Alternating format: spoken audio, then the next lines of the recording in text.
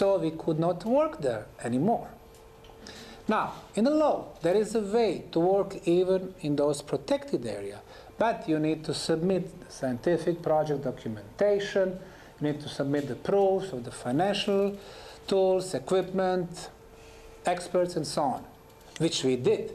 We wrote the project together with the biggest archaeological faculty in the world, the one of the Cairo University.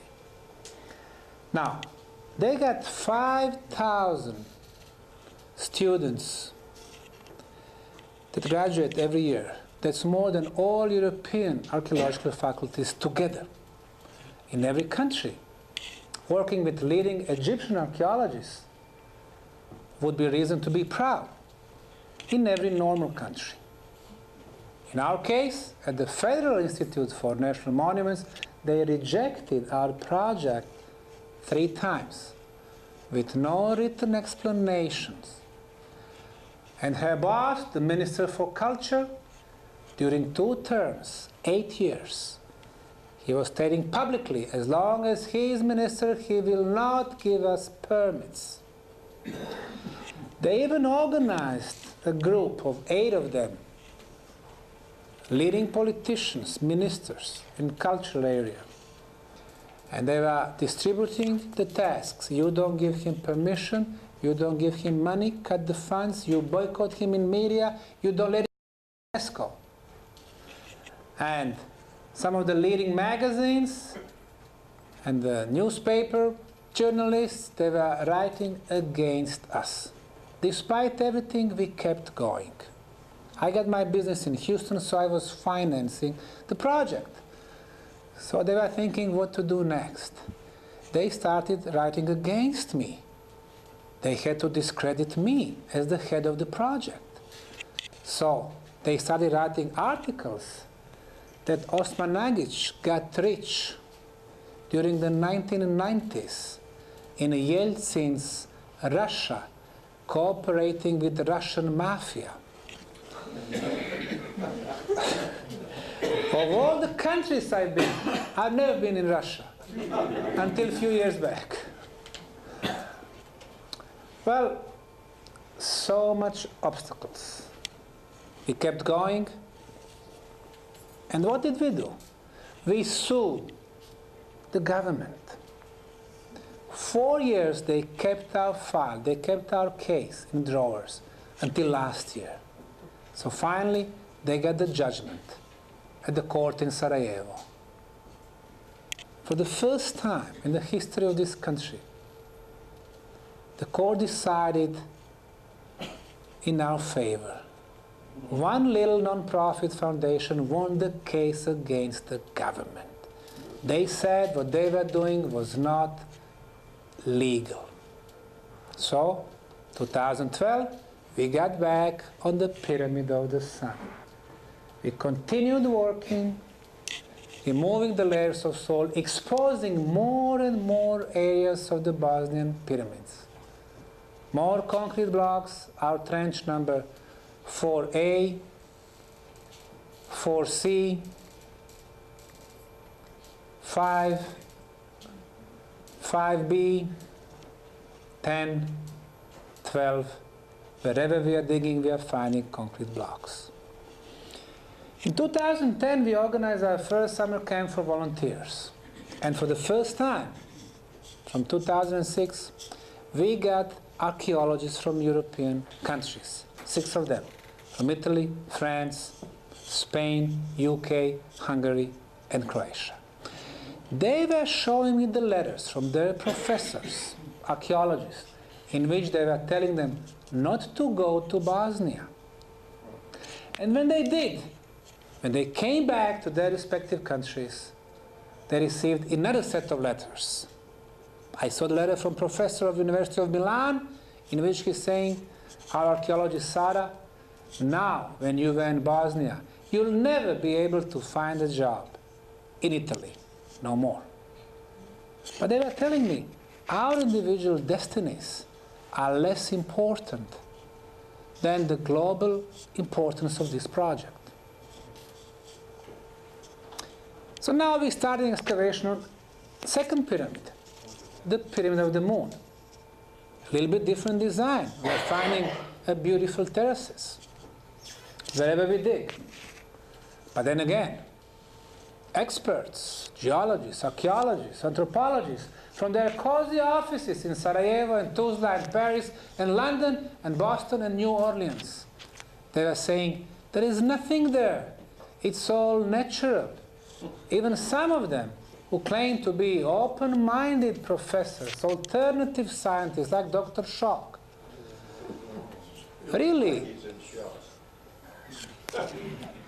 is Mother Nature capable of shaping those blocks on all 6 sides, making 6 times breaks at 90 degrees, transporting them from the quarry for a couple of miles, laying them out so perfectly,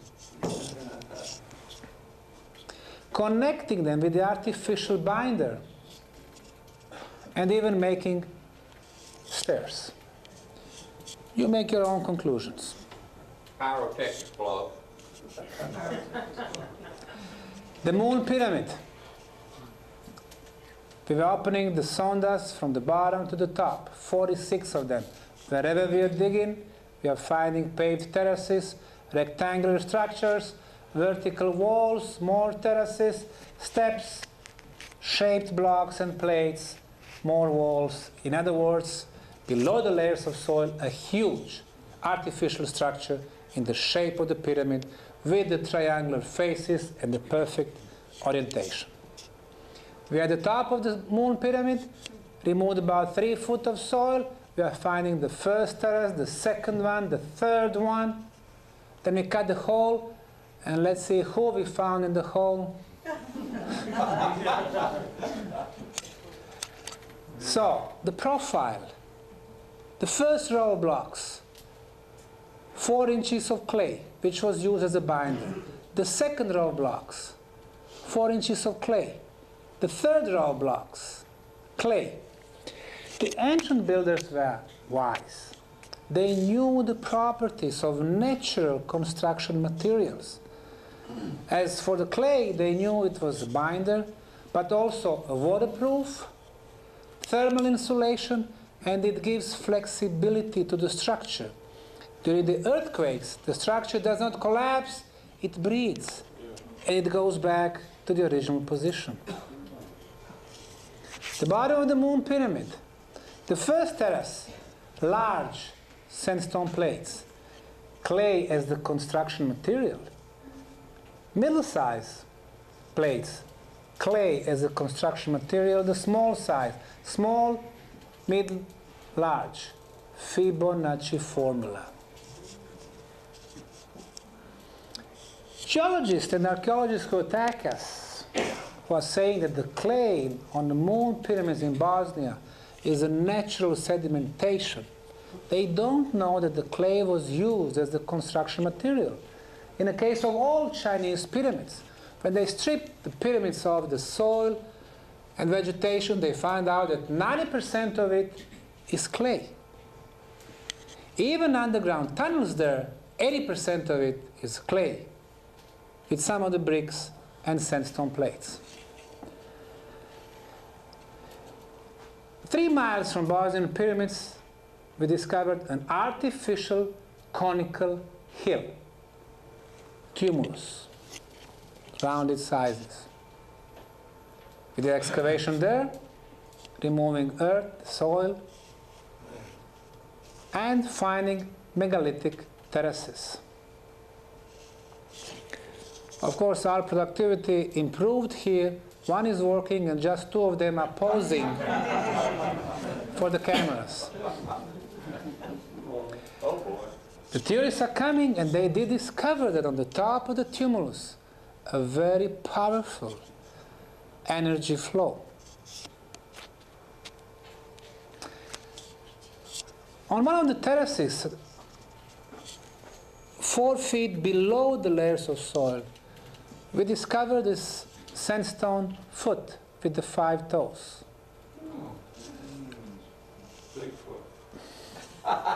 Actually, it's not. It matches It matches the shoe size of number 8, which is the women's female shoe size. For some people, it's definitive proof that the women built Bosnian pyramids.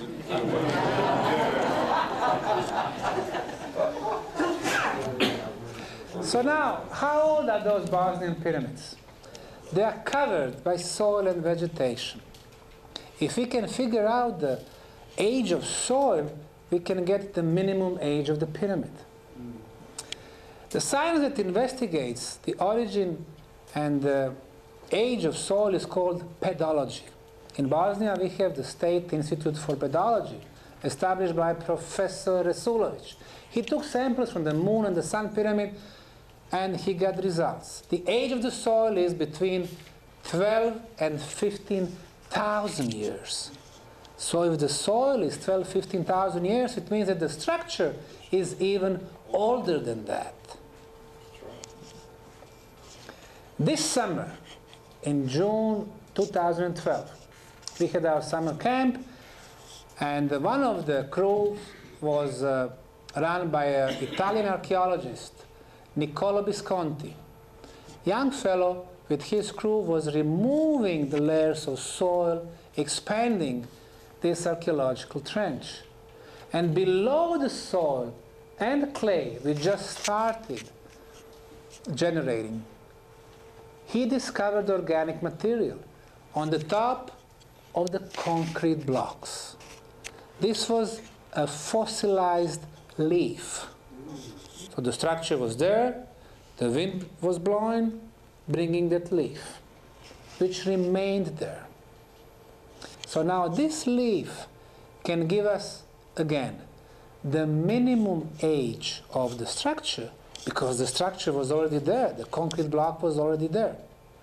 We took samples, sent them to 2 different labs, and we got results from one lab, from the radiocarbon dating lab from Kiev, Ukraine.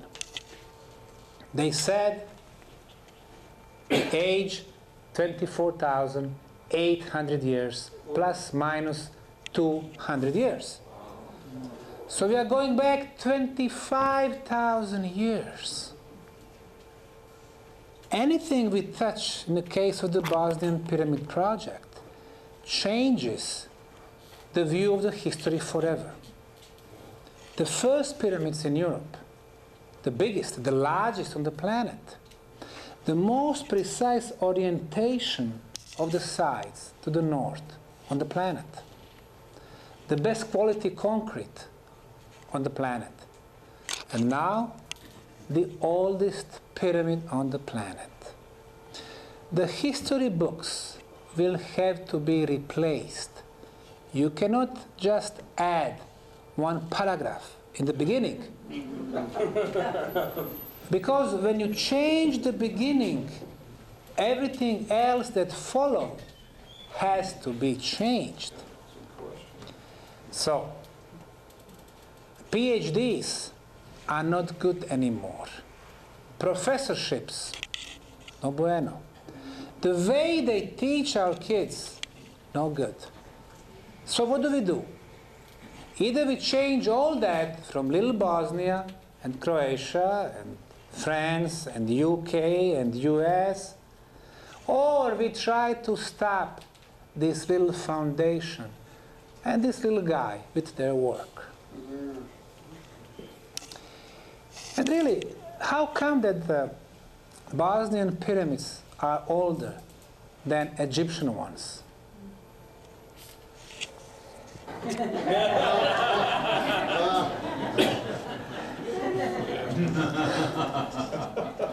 You know,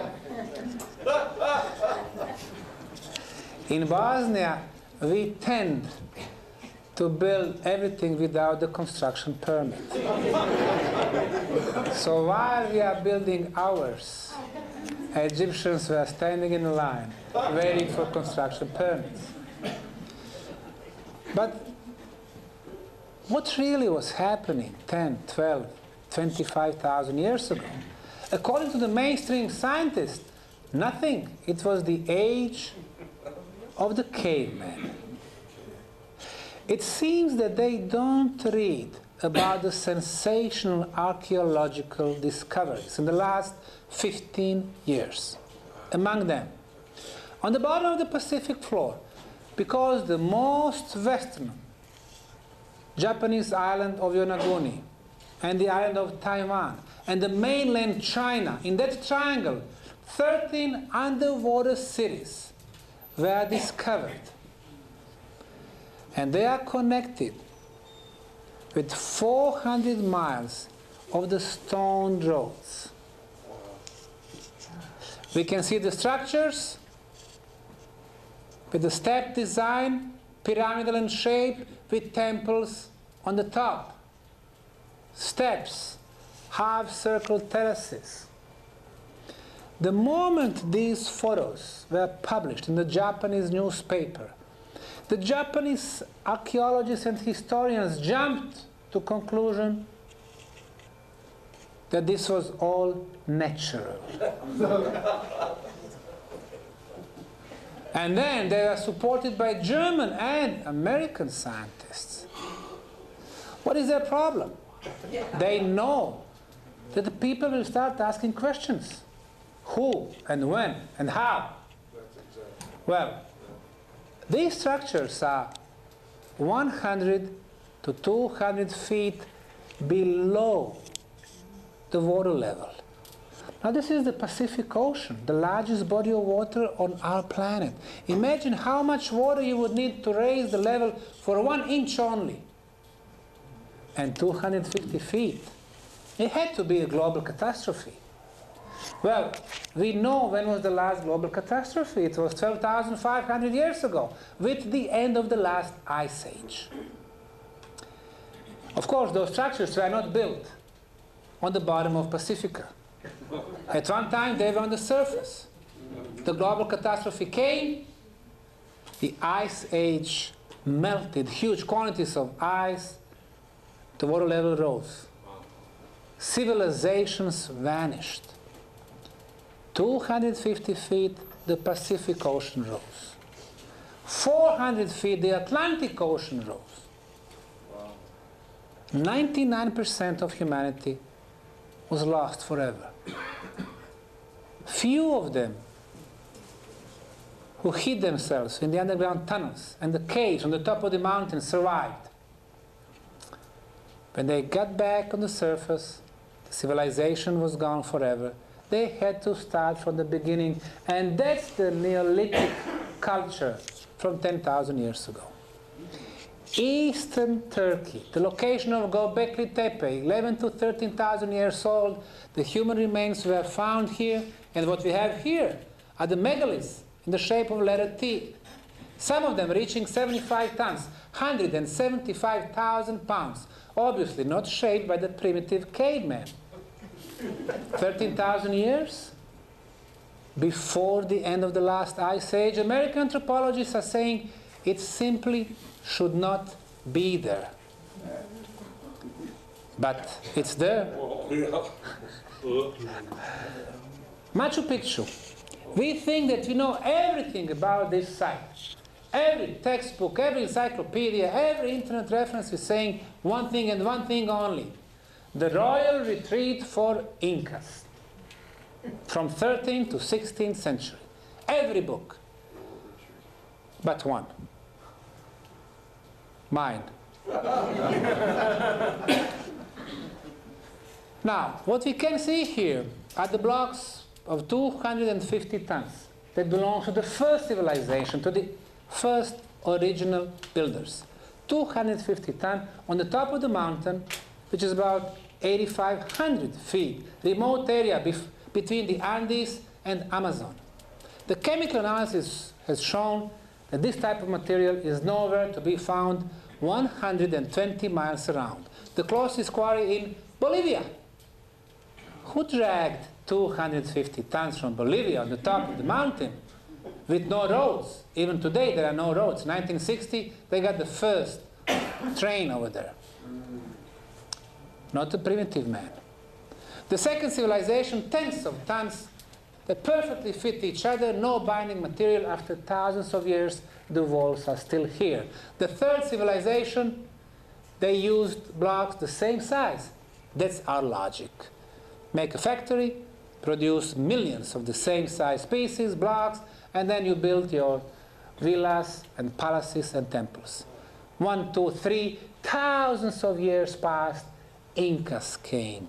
They found the lost city at Machu Picchu, and they used these small stones. They made a separation between these megalithic walls, primitive roofs, and that's where they were bringing their royals. They are teaching us that the humanity has evolutionary development. Wrong. The most developed, the oldest. And then it goes down. However, we can see the faces of builders. If we rotate the Machu Picchu for 90 degrees and look at the 3 mountains, we can see the nose and the lips and the cheek and their eye.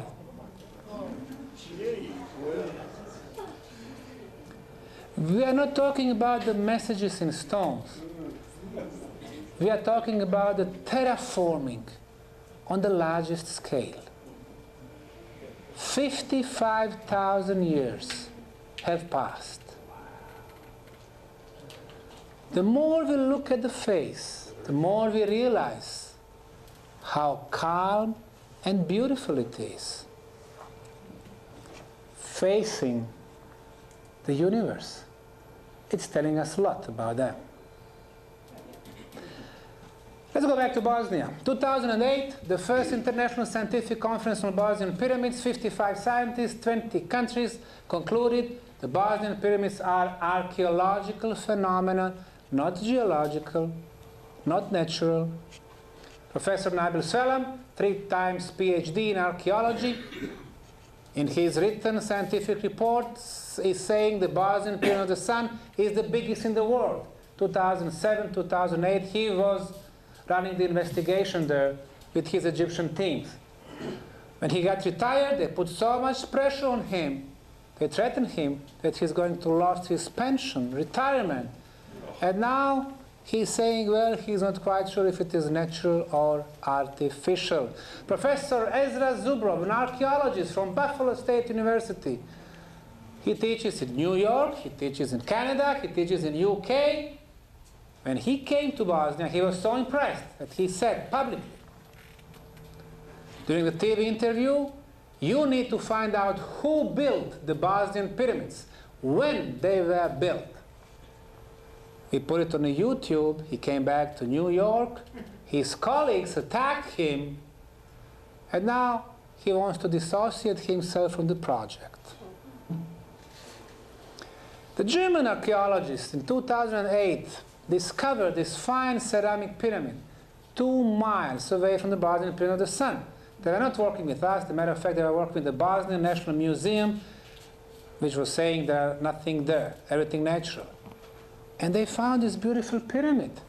4 sides, triangular faces, corners, plateau on the top. Even the ornaments were pyramidal ornaments. Those who were against us are finding the proofs for our project. 2011, September, the second scientific conference, 27 scientists from 11 countries. Conclusion, this is a globally important project. The history books will have to be changed. 2012, another conference. Klaus Donau, Austria, Philip Coppens, Professor De Bertolis, Italy, Mizrak, PhD, Croatia, and so on and so forth. They went another step forward. They were talking about the purpose of pyramids. Next year, September 2013, we're going to have people like Coppens and Klaus Donau and Professor J.J. Hurtak again coming to Bosnia. So every year, the first week of September, we will have our conferences with the guided tours, and you got some flyers in the back. So the first 5-6 years, we are talking about the Bosnian pyramids as the construction complex. We have geometry, we have orientation, we have man-made concrete, we have underground tunnels, we have the tunnels inside the pyramids. So now we need to move forward. We don't intend to spend another 100 years convincing everyone that we have pyramid complex. We need to find out what is the purpose of this complex, and archaeologists, geologists cannot help us because nobody teaches them about the purpose of existing pyramids. Who can? Experts in energy, physicists and electrical engineers. The first one to come, Dr. Mizrak from Zagreb, came with his 10-member team. He was measuring electromagnetic phenomena on Bosnian pyramids. He was going around on natural hills, no anomalies. On the Sun Pyramid, no anomaly, until he came to the very top. Over there, in a radius of 13 feet, he detected electromagnetic field of 28 kilohertz frequency. He got out of the radius, nothing. He came back, it was there. It meant this electromagnetic field does not go left and right on the surface. It goes up. A month later, Serbian scientist, engineer Goran Marjanovic, came with his equipment and he independently confirmed the same frequency on the top of the Sun Pyramid. Few months later, Finnish sound engineer Heikki Savolainen and then anthropologist from Italy, Professor De Bertolis, they all detected the same phenomenon on the top of the Sun Pyramid, the same frequency. In a science, when you have 4 independent confirmation, it is called international validation. So, what we have on the top of the Sun Pyramid is some type of energy beam, electromagnetic in the nature, of 13 feet radius of 28 kilohertz frequency during all seasons, spring and summer and fall and winter. Now, we can hear things like, oh, I believe or I don't believe in energy being. It's possible or it is impossible. But these are opinions. In science, opinions are irrelevant. In science, only scientific arguments matter. Testing, analysis, dating. In order to produce 28 kilohertz frequency, you have to have machine. Because this frequency never comes as a result of natural sources. You have to have technology. So the Bosnian Pyramid of the Sun is actually an energy machine. And then we measured the strength of the signal on the surface, 10 feet higher, and another 10 feet higher. Every time we moved this antenna, the strength of the signal was getting stronger and stronger. Now, if the source is inside the pyramid, you would expect closer to the source, the stronger the signal. You move away, the signal should be getting weaker. Yeah. And that's what our technology is based on. We call it Hertzian technology. But since in Bosnia everything is upside down, our pyramids work differently. In our case, you move away from the pyramid, the signal is getting stronger. So let's call this phenomenon non-Hertzian phenomenon. In the 21st century, we don't have technology which is non-Hertzian in nature. However, the guy who was born 250 miles to the west from Bosnian pyramids was experimenting with this type of technology in 1899 and 1900 in his lab in Colorado Springs. And his name was Nikola Tesla. He invented what we call today Tesla's coil, or Tesla's transformer. He was able to send an energy beam with this Tesla's coil from one end of his lab to another one 55 feet away, wirelessly, in 1899. And he was able to lit up the fluorescent bulbs, even if they were burned out.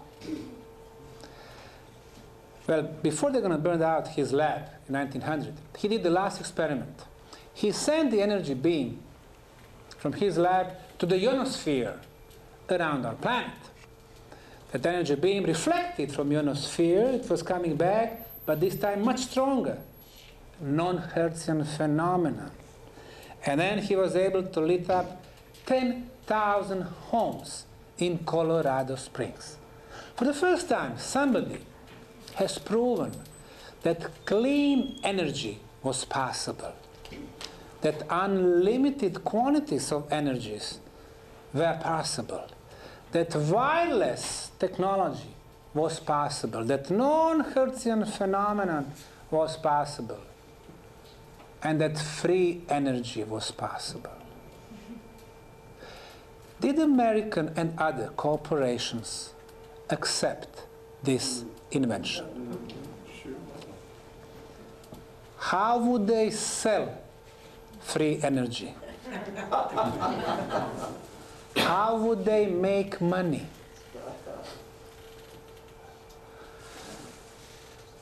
For them, it was much more profitable to build very expensive thermal and hydro power plants, today nuclear power plants, and then to transport them through wires and to lose 20 to 50% of the energy, so finally they can sell it to us, the end users, for a lot of money.